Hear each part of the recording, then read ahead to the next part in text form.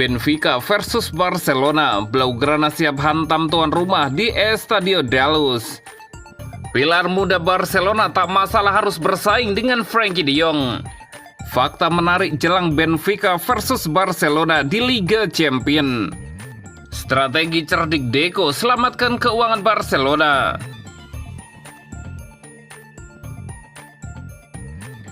Benfica versus Barcelona, Blaugrana siap hantam tuan rumah di Estadio da Luz.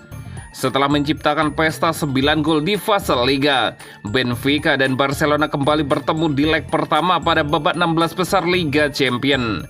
Duel ini akan berlangsung di Estadio da Luz, Kamis 6 Maret 2025, pukul 03 waktu Indonesia Barat, dalam laga yang menyajikan aksi serangan memikat dari kedua tim. Raksasa Portugal lolos ke fase gugur setelah menyingkirkan Monaco dengan agregat 4-3 di babak playoff. Sementara itu Barcelona melaju dengan status unggulan setelah hanya menelan satu kekalahan di fase Liga. Blaugrana yang terakhir kali meraih kejayaan Eropa pada 2015 punya ambisi besar untuk kembali mengangkat trofi. Anak asuh Hansi Flick tampil dominan dengan mencetak 28 gol dalam 8 laga fase Liga, terbanyak dibandingkan tim lain. Barcelona kini berada dalam performa terbaiknya. Kemenangan telak 4-0 atas Real Sociedad memperpanjang rekor tak terkalahkan mereka di tahun 2025 menjadi 15 laga beruntun di semua kompetisi. Mereka juga tak pernah gagal mencetak banyak gol dalam 11 dari 12 laga tandang terakhir. Benfica di sisi lain juga berada dalam tren positif. Mereka tak terkalahkan dalam 8 laga terakhir dan kini bersaing ketat di puncak klasemen Primeira Liga bersama Sporting Lisbon. Namun mereka masih mengingat pil pahit kekalahan 5-4 dari Barcelona di fase Liga. Satu-satunya laga dalam 40 pertandingan di mana mereka gagal menang meski mencetak 4 gol di kandang. Di kubu Barcelona, rapinya tengah mengejar sejarah dengan keterlibatan dalam 12 gol di UCL. Musim ini 7 gol dan 5 assist. Ia bisa menjadi pemain Brasil dengan kontribusi terbanyak dalam satu edisi. Hanya tertinggal dari Kaká 13 dan Roberto Firmino 17.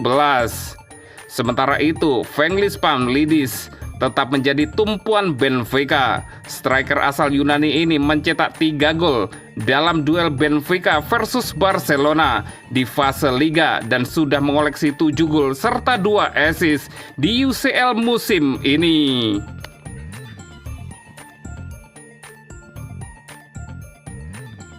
Pilar muda Barcelona tak masalah harus bersaing dengan Frenkie de Jong. Gelandang Barcelona, Marc Casado, mengklaim dirinya tak masalah harus bersaing dengan Frenkie de Jong guna memperebutkan satu tempat di tim utama pada sisa musim ini. Keduanya memang memiliki posisi yang sama. Pelatih Barcelona, Hansi Flick, memang ingin para pemain yang dimilikinya fit untuk bermain dalam beberapa bulan ke depan. Pasalnya, Azulgrana masih bermain di lintas kompetisi macam La Liga, Copa del Rey, dan Liga Champions. Baru-baru ini mereka menang dengan skor 4-0 atas Real Sociedad dalam lanjutan La Liga. Kemenangan tersebut membuat Azulgrana untuk sementara unggul atas Atletico Madrid dan Real Madrid. Sejauh ini ada 12 laga yang tersisa bagi mereka. Terdekat, Barca bakal kembali bermain melawan Atletico Madrid setelah di leg pertama pada babak semifinal Copa del Rey kemarin. Kedua tim bermain imbang 4-4 di akhir Februari kemarin. Sementara itu di ajang Liga Champions, Barca bakal bersua dengan Benfica di babak 16 besar Liga Champions. Flick berharap anak asuhnya tak mengalami masalah cedera saat laga krusial digulirkan. Beberapa pemain pun bahkan mendapatkan perubahan peran, termasuk Marc Casado yang sempat mendulang 1 gol ketika bersua Sociedad. Ia juga masih harus bersaing dengan Frenkie de Jong di tengah cederanya Casado. Pemain asal Spanyol pun belakangan memaklumi situasi tersebut dan dirinya tak terlalu mempermasalahkan jika ia harus kalah bersaing dengan pemain lain. Pemain sangat ingin bermain sebanyak mungkin. Saat ini saya banyak menghabiskan waktu di bangku cadangan dan saya menerima hal itu seraya menunjukkan nilai saat kesempatan akan datang, urai Casado.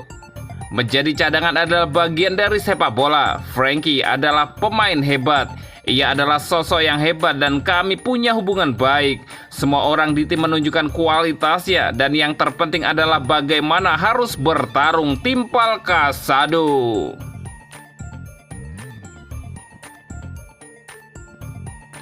Fakta menarik jelang Benfica versus Barcelona di Liga Champions.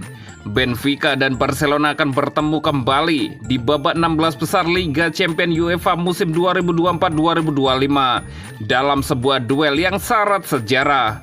Kedua tim memiliki catatan panjang dalam kompetisi ini dan pertandingan mendatang diprediksi akan kembali menyajikan pertarungan sengit. Berikut adalah beberapa fakta menarik jelang laga ini. Yang pertama, Benfica dan Barcelona telah berhadapan sebanyak 10 kali di ajang Piala Eropa atau Liga Champions UEFA, dengan yang ke-11 menjadikannya sebagai pertemuan terbanyak Benfica dengan lawan di kedua kompetisi tersebut. Juga 11 kali melawan Manchester United dan Bayern Munich. Yang kedua, Benfica dan Barcelona telah bertemu di Liga Champions UEFA musim ini dengan 9 gol tercipta dengan kemenangan 5-4 untuk Barcelona. Dari 40 kali Benfica mencetak 4 gol lebih dalam pertandingan kandang Eropa. Itu adalah satu-satunya kesempatan mereka gagal menang. Yang ketiga, Benfica memenangi 2 dari 3 laga kandang pertama mereka melawan klub Spanyol di kompetisi Eropa.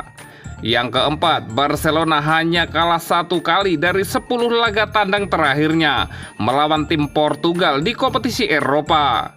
Meski 1 kali kekalahan itu terjadi di Benfica pada September 2021. Yang kelima, 10 pertandingan Benfica di Liga Champions UEFA musim ini telah menghasilkan 35 gol. Sementara hanya dalam 1 edisi sebelumnya mereka memiliki rasio gol per pertandingan yang lebih tinggi dalam kompetisi tersebut.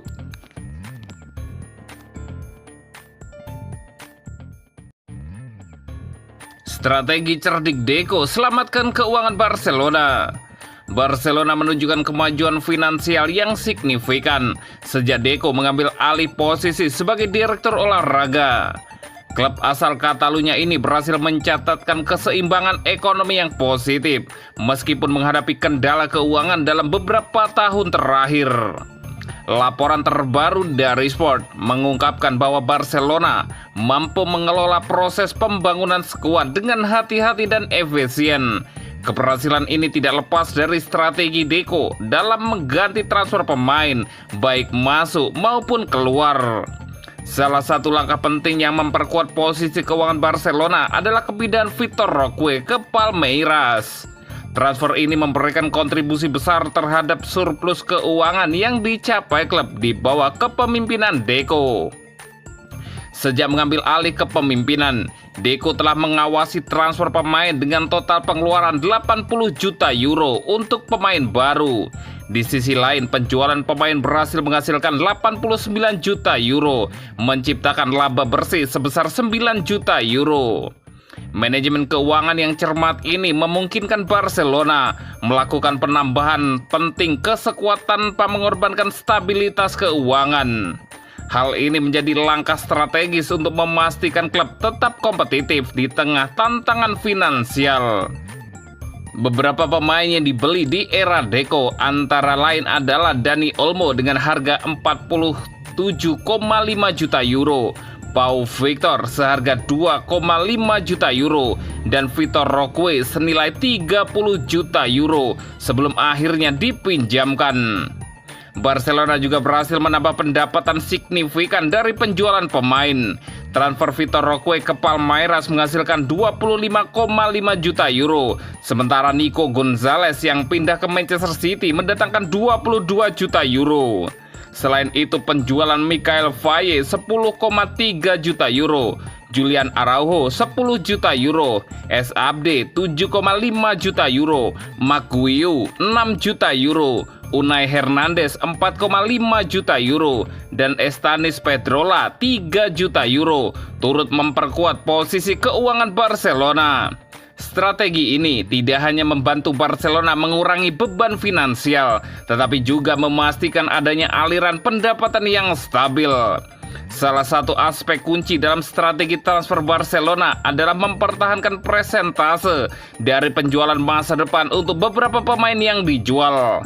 Hal ini memungkinkan klub mendapatkan keuntungan finansial jika pemain tersebut melakukan transfer besar di masa mendatang.